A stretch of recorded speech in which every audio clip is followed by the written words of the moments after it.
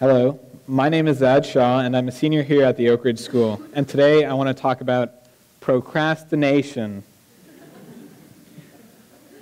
Last week, when Mr. Groves asked me whether or not I'd picked out a topic for my speech, I kind of just laughed it off like I always do and told him, I've got all of Thanksgiving break. It'll get done, don't worry.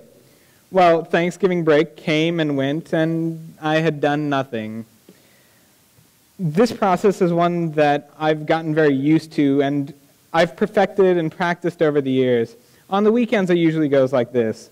So Friday comes around, and I have a good amount of homework, but it's the first day of the weekend, so I don't worry about it. Then Saturday comes around, and I'm like, oh, I have Sunday. I'll do it Sunday. Sunday, I can probably do it all Sunday night. And then when Sunday night comes around, I'm like, wow, this is a lot more than I expected. So I just go berserk. There's papers flying everywhere. My parents are frustrated. I'm drinking mug upon mug of coffee. And by the end of the night, I just look like a zombie. So on Monday, I'm scrambling from class to class, trying to finish the things I have, prioritizing what I have to do now and what I can put off till later. But the feeling of hardly being able to breathe and finishing just everything in just the nick of time is almost addictive. This isn't meant for everyone, however, because it involves a great deal of dedication.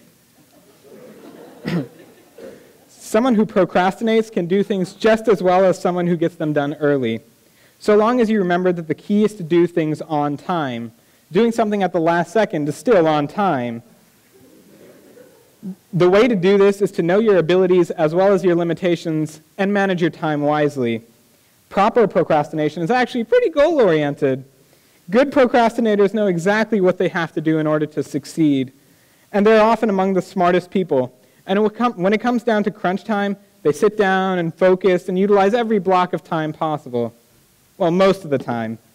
It's all about trade-offs. If I do something now, I won't have to do it later.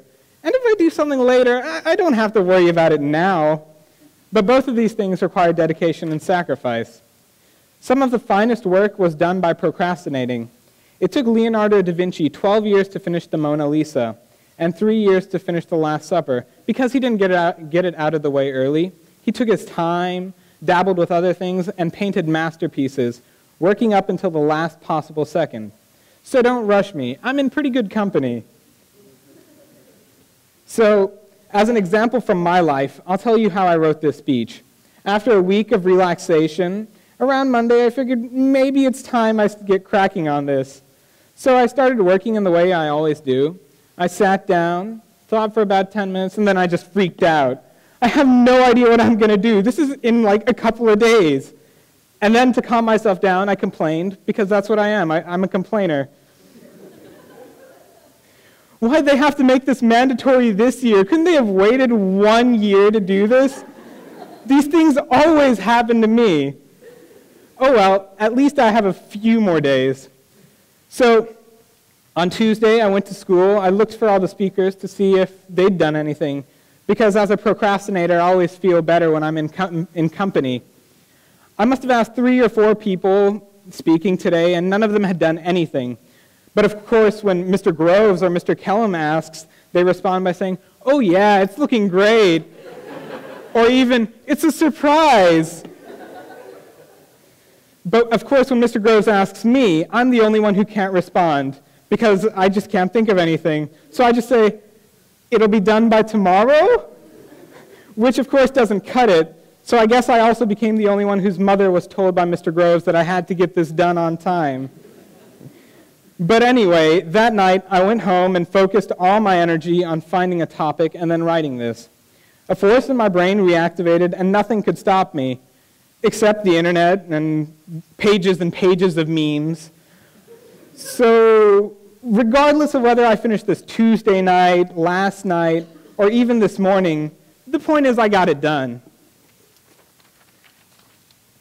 And this process is the same as always. Papers and textbooks littered the ground. My room looked like a war zone, and I was tired and beaten down.